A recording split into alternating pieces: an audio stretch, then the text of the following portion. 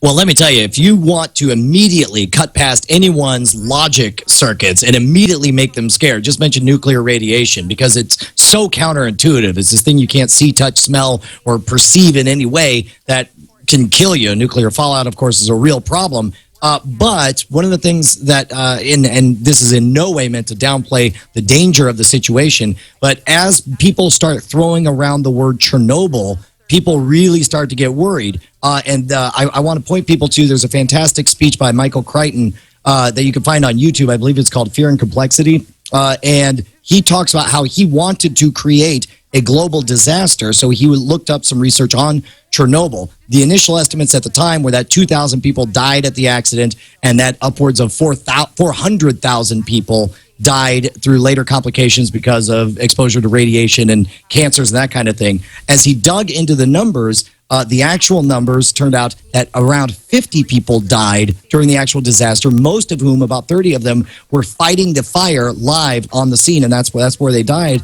And that long-term cancers and infertility rates were such that basically only 4,000 to the day. Now, of course, the speech was written a while ago, and of course, there's some fact-checking to be done on that. But that is a massive difference from a perceived disaster to the actual number. And the one thing he points out that blew my mind was that the World Health Organization did a study on what the biggest impact of Chernobyl was, and they concluded that the number one negative impact of Chernobyl was not the radiation exposure, it was the perception of being told that you're going to die young, that you're going to be infertile, you can't have children, and that you've got nothing to live for. That's what caused the suicides and the early death rates and the unemployment and the malnutrition. And in this case, it wasn't that they were given bad radiation, they were given bad information. And as we do our next flirtation with this, it'll be interesting to see how our hyper-connected society tells the story of this potential nuclear disaster. And it's actually the same issue we run in talking about politics. You run in and talking about radiation, where if you start to say, look, it's not as bad as they're saying, all of a sudden people say, so you're saying radiation is fine. So you're saying there's no risk. And that's not true. That is not what we're saying at all. Not at all. But there is, trying to find out what is the actual risk. There is a risk, but it's not helpful to say, like, it's radiation and therefore everyone's going to die. Because that doesn't help understand it either. Helpful, it's actively harmful.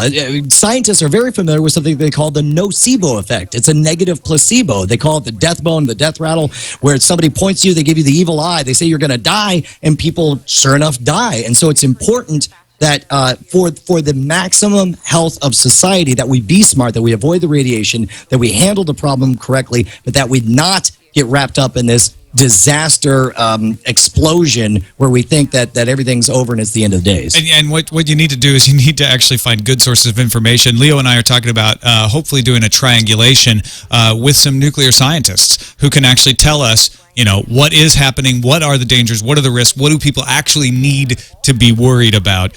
In the meantime, once you start to educate yourself on what, the damages, what the real damages of radiation, what the levels are to be worried about, there are a lot of great resources online right now for finding out what the radiation is, not only in Japan, but elsewhere in the world. A live Geiger counter is at alttokyo.com, updates a graph with data every 60 seconds. There's also a Ustream channel broadcasting the digital display of another Tokyo Geiger counter. That's been crashing. It's getting so many viewer emails. RadiationNetwork.com is a crowdsourced radiation monitoring network of roughly a dozen or so unofficial monitoring sites around the United States. So you got to take that into account. It's very low number, very unofficial, but it's updated every 3 minutes. And you can participate in that by buying, radiation detection equipment and going online. That's not something everyone's going to do, but if you're really into it, that's a great way to learn about stuff. This is the BitTorrenting of radiation research here. When all of a sudden everybody, for example, their GeigerCounters.com is out of stock. They say due to the disaster in Japan,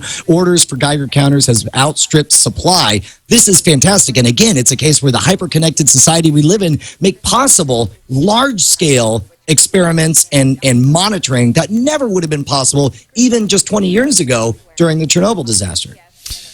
All right, let's move on to some of the first-person accounts here. We got one voicemail to 260-TNT show from Jason telling us a little bit about what's going on in his area. Thanks so much for